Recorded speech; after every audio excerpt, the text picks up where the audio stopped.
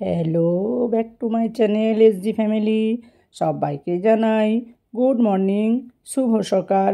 তার সাথে সবাইকে জানাই অনেক অনেক শুভেচ্ছা, অনেক অনেক অভিনন্দন। তো দেখো বন্ধুরা, রোজকার মতো আজকেও তোমাদের সামনে একটি গল্প নিয়ে হাজির হয়ে গেলাম। তো আজকের গল্পটা হলো ভাইফোঁটা নিয়ে অনুষ্ঠান। তো সত্যি বাঙালিদের ভাইফোঁটা একটা ভাই বোনের সুন্দর একটা মনোরম অনুষ্ঠান, আন্তরিকতার অনুষ্ঠান, স্নেহের অনুষ্ঠান। তো আমরা এই অনুষ্ঠানটা সুন্দরভাবে আনন্দের সাথে পালন করে থাকি। তো সব ভাইদের কপালে সেদিন দেখা যায় চন্দনের ফোঁটা। তো রাস্তাঘাটে যেখানেই দেখতে পাওয়া যায় না কেন, তো সত্যি এই ফোঁটাটা ভাইদের দীর্ঘায়ু কামনা করে, ভালোবাসার প্রতীক। তো এই জন্যই আমি ভাইফোঁটার অনুষ্ঠানটা বেছে নিলাম। তো আমার অবশ্য ওই দিনটা খুব ভালো যায় না। সত্যি ওই দিনটা আমাদের জন্য খুব মন খারাপের দিন। তো আমাদের তো ভাই নেই, সে কারণে ওই দিনটা আমাদের এলে আমাদের সত্যিই খুব মন খারাপ হয়ে যায়। তো কী আর করবো, করার তো কিছু নেই। তো সব ভাইয়েরা ভালো থাকুক, সব ভাইদের মঙ্গল কামনা আমরা সেদিন করে থাকি। তো দেখো, চ্যানেলটি সাবস্ক্রাইব করে পাশে থেকো। সুন্দর সুন্দর গল্প পেতে আমার চ্যানেলটিকে সাবস্ক্রাইব করো আর ভালো ভালো কমেন্ট করো। দেখো আজকের গল্পটা সত্যি তোমাদের ভালো লাগবে। আর বাঙালিদের তো নানান পরব আছে, কিন্তু এই ভাইফোঁটার অনুষ্ঠানটা সত্যি আমাদের কাছে খুব স্নেহের বন্ধনের। তো এখন অবশ্য সব ভাইরা বোনেদের কাছে যেতে পারে না, পরিবেশ পরিস্থিতি অতদূর পৌঁছাতে দেয় না। তবুও সব ভাইরা ভালো থাকুক, সুস্থ থাকুক। কই গো, তোমার হলো? দিদিরা তো প্রায় এসে পড়েছে, স্টেশনে নেমে গেছে, আর 5-7 মিনিটে পৌঁছে যাবে। কিন্তু হাত চালাও, জলদি করো। অর্ডার করে আমার স্বামী ব্যাগ হাতে বাজারে বেরিয়ে গেল। আমি শরবতের গ্লাসে প্লেট ঢাকা দিয়ে সব রেডি করে রাখলাম। ইতিমধ্যে ডাইনিং থেকে মোবাইলটা বেজে উঠল। সকাল থেকে বহুবার বেজে চলেছে, রিসিভ করিনি ইচ্ছে করেই। কি বা বলতাম, বিয়ের পর এটা প্রথম ভাইফোঁটা, আর এইবারেই হয়তো প্রথম আমি দাদার মঙ্গল কামনায় ফোঁটা দিতে যেতে পারবো না। বাম হাতের উল্টো পিঠে চোখটা মুছে উঠে এসে ফোনটা ধরলাম। ওপার থেকে দাদা উত্তেজিত গলায় বলল, কি রে বুনি, আসছিস তো? কখন আসবি? আমি চান টান করে একদম রেডি, শিগগিরই চলে আয়, আর শৈলেশকেও একটু আনিস সঙ্গে করে। ওকে আটকাবো না। উফ, কতদিন তোর হাতের সেই মটন কষা খাইনি বলতো।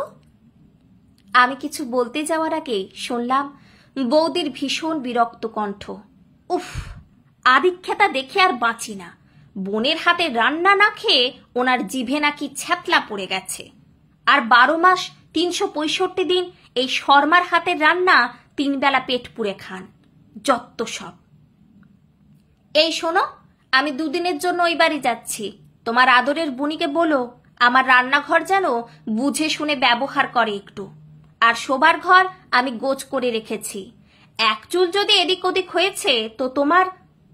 গজগজ করতে করতে বৌদির গলা মিলিয়ে গেল দূরে। আমি মৃদু হেসে বললাম, না রে দাদা, এখন আমি যত না তোর বোন, তার চেয়েও বেশি এই বাড়ির বউ। 3 ননদ আসবে, তাদের ছেলে মেয়েরা আয়োজন কে করে বলতো? আর মেয়েদের কাছে তো সংসারই আগে বল। বৌদিকে দেখলি না কেমন নিজের ঘর কন্যার ওপর সজাগ খেয়াল। আমি দাদাকে কিছু বলার সুযোগ না দিয়েই ফোনটা ঝট করে কেটে দিলাম। বাবা যখন মারা যায় আমি মাত্র 5, দাদা 9। আমাকে আগলে আগলে রাখতো সব সময়। টানাটানির সংসারে ভালো মাছটা, মিষ্টিটা, দুধটা আমার জন্য ঠিক জোগাড় করত। পরীক্ষার হলের বাইরে ডাব হাতে দাঁড়িয়ে থাকতো চিন্তিত মুখে। মনে পড়ে গেল ছোটবেলার খুনসুটি, ঘুড়ি ওড়ানো, দাদার কাছে সাইকেল শেখা, হ্যারিকেনের আলোয় পড়তে বসা, মেলায় গিয়ে ফুচকা খাওয়া, শীতের রাতে ভূতের গল্প শোনার অসাধারণ দিনগুলো। বেশিক্ষণ ভাবার অবকাশ পেলাম না। এর মধ্যেই 3 ননদ তাদের ছেলেমেয়েরা এবং আমার স্বামী একসঙ্গেই বাড়িতে ঢুকলেন। স্বামী এসে আমার হাতে 3টে ব্যাগ ধরিয়ে ঝড়ের বেগে কথা কটা বলে আবার বেরিয়ে গেলেন। এটাই সব রকম মিষ্টি আছে বুঝলে, আর এই ব্যাগে ইলিশ, চিংড়ি আর মটন আছে। আদা, লঙ্কা, টমেটো আর যাবতীয় মশলা ছোট প্যাকেটে আছে, দেখে নিও। আর মা কিন্তু নিরামিষ খায়, আগে মায়ের রান্না সেরে সরিয়ে রেখে তবে এগুলো করবে। আর লুচি তরকারি হয়ে গেছে, সব ঝটপট রেডি করে ফেলো। হা ঈশ্বর, কি নির্বিকার, কি নিশ্চিন্ত। আমিও যে কারোর বোন, আজ যে আমারও দিন, একথা কারোর মনে হলো না একবারও। আমি কিছু না বলে ব্যাগ দুটো রান্নাঘরে নামিয়ে দেখলাম সাথে আরো একটা প্যাকেট, তার ভেতর একটা সাদা কালো ডুরে কাটা জামার পিস এবং একটা রিস্ট ওয়াচ। বেডরুমে প্যাকেটটা রাখতে রাখতে ভাবলাম, বাব্বা, আস্তে আস্তে রাস্তাতেই ভাইকে গিফট ধরিয়ে দেওয়া হয়ে গেছে। রান্নাঘরে এসে দেখি 3 ননদ রান্নার কাজে ইতিমধ্যে হাত লাগিয়েছে। প্লেট ঢাকা শরবত নিজেরাই বাচ্চাদের দিয়ে দিয়েছে। বড়জন জিজ্ঞাসা করল, সকাল থেকে কিছু খেয়েছো শালিনী? আমি মাথা নেড়ে না বলতে একটা শরবতের গ্লাস আমার দিকে বাড়িয়ে দিল। ভারী অবাক হলাম, গোনাগুনতি গ্লাস থেকেও একটা আমার জন্য সরানো ছিল। তাহলে মনটা হঠাৎ ভালো হয়ে গেল। ওদের রান্নাঘরে দেখে আমি ধান, দূর্বা, পান, সুপারি আর মিষ্টির প্লেট গুছিয়ে ফেললাম। শাঁখ আর প্রজ্বলিত প্রদীপ রাখলাম। টুপ করে 1 ফোঁটা জল পড়ল প্রদীপের বুকে। শিখাটা তীর তীর করে কেঁপে উঠল, আগুনটা চরবর করল। আমি তাড়াতাড়ি 2 হাত ঢেকে শিখাটা আগলে রাখলাম।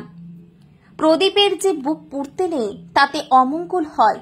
আমার দাদার কোনো ক্ষতি যেন না হয় ঠাকুর, ওকে ভালো রেখো। এমন সময় শাশুড়িমা ঘরে ঢুকলেন।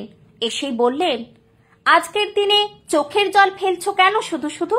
ছেলেটার কি অমঙ্গল না ঘটিয়ে ছাড়বে না? জল মুছে মিষ্টির প্লেটগুলো তৈরি করো তাড়াতাড়ি। সত্যি তো, আজ চোখের জল ফেলা ঠিক নয়। মনে মনে বললাম, শুধু নিজের ছেলের মঙ্গলের কথাটাই ভাবলেন মা, আমার দাদাটারও যে অমঙ্গল হবে। আমি তাড়াতাড়ি চোখ মুছে আসন পেতে সব তৈরি করে ফেললাম। 3 ননদ তাদের ভাইকে একে একে ফোঁটা দিল। আমি কি আর করব, সবশেষে দেওয়ালে দাদার নাম করে ফোঁটা দেব বলে দেওয়ালের কাছে গেলাম। ঠিক তখনই আমার পিঠে একটা চেনা ছোঁয়া। ঝরতে ফিরে দেখি দাদা দাঁড়িয়ে, পাশে স্বামী। বলল, বেচারা শালাবাবু বাড়িতে একা ছিল, তোমার দারোয়ান বৌদি নেই দেখে একেবারে হাইজ্যাক করে এনেছি। তোমার হাতের স্পেশাল মটন কষা খেয়ে দেখব আজ দাদার সৌজন্যে। আর ওই ব্যাগটা রেখেছ ঠিক করে, ওটা দাদার জন্য, দেখো তো পছন্দ কিনা। আনন্দ আর ভালো লাগায় খুব ইচ্ছে হলো স্বামীর বুকে ঝাঁপিয়ে পড়তে, কিন্তু আপাতত ইচ্ছেটা দমন করতে হলো। শাশুড়িমা হেসে বলল, আজকের দিনে কান্নাকাটি করে আমার এই ছেলেটার কি অমঙ্গল করবে শেষমেশ? তাই বারণ করলাম। কেন, জন্মদাত্রী কি শুধু মা হয়? আমি তোমাদের 2 ভাই বোনের মায়ের মতন হতে পারি না? নাও নাও, ভালো সময় পেরিয়ে যাচ্ছে, আর দেরি করো না। শাঁখ বেজে উঠল, আকাশ বাতাস মুখরিত হলো। ভাইয়ের কপালে দিলাম ফোঁটা, জমির দুয়ারে পড়ল কাটা। মায়ের কথাই ঠিক, সংসার সত্যি নিম ফুলের মধু। তেতোটুকু হজম করতে না পারলে মিঠে স্বাদ পাওয়া যায় না। ভালো থাক পৃথিবীর সব ভাই বোন, অটুট থাক পবিত্র সম্পর্ক।